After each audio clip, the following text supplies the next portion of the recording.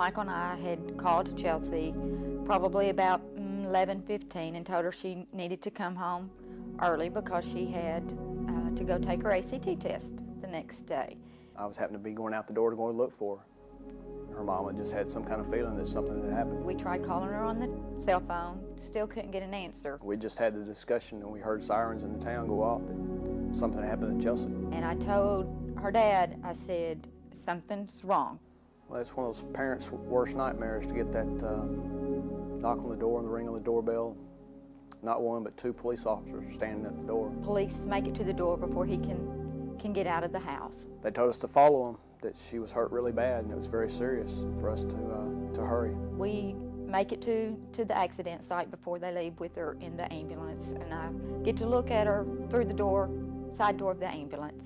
From Rome to Atlanta was one of the longest trips in our life. I had just gone to sleep and I got a phone call on my cell phone. My daughter knows how I am. I want the truth, and she advised us she wasn't for sure if Chelsie would be alive when we returned. And it was Belinda, and she said, Chelsea's been in an accident. It doesn't look very good. We make it to the emergency room, and the doctors immediately start working on her. To see your daughter laying there helpless, and you're helpless, and then seeing a bag that says her belongings, and all there is in the bag is her shoes, a ring, and a watch, and a couple of necklaces. I didn't get to see her till, I think, a couple of days after that. You always want people to know that you love them, because they may not be here every day. And I told her that. You take it and make the best situation that you can out of what has happened. When I first saw Chelsie, it actually wasn't at Children's Hospital. It was at the hospital over in North Little Rock. She was not responding a lot at that point in time. The family gave me some history that suggested she had some localized responses. So it was a little bit of a difficult case. I had actually gone over there to see her because just based on the information we had, we weren't sure she was really a rehab candidate. She was standing on the opposite side of the bed as I was. And she looked at Michael and I, and she says, what if she doesn't get any better? What are you going to do with her? And I immediately answered, bring her home. I caught Dr. Steffens walking down the hall a little later, and I told her, Dr. Steffens, I said, Dr. Steffens, we're bringing her to Children's Hospital to walk out of there. If we didn't think you would be able to make Chelsie better, we weren't going to bring her there. We had firmly made the decision that she was going there to get better.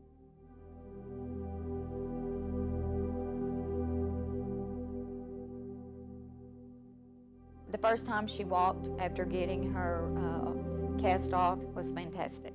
When they're 18 years old and pretty much having to learn to do everything again, getting to walk was unbelievable.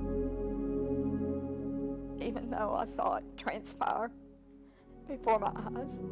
Dr. Steffens had caught me in the hall, kind of like I had caught her in the hall several months earlier, and said, you're right, Chelsie is going to walk out of this hospital.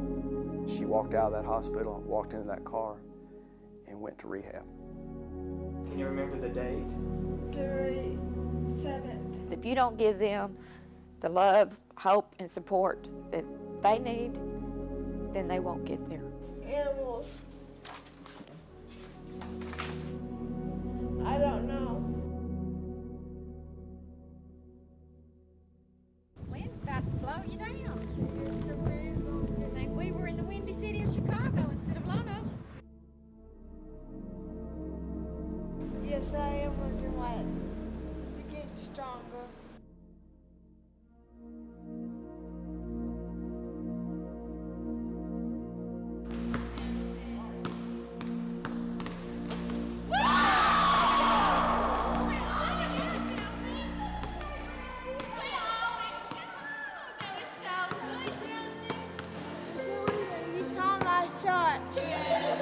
Y'all don't understand Chelsea's friends. They're going to be there for the long haul. No matter how long it takes, they won't give up on her, and they haven't given up on her.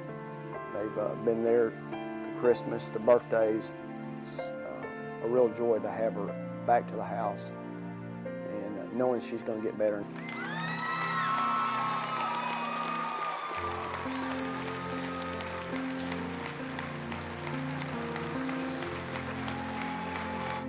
We've all witnessed a miracle. We know miracles happen for sure now. Chelsea's been a miracle.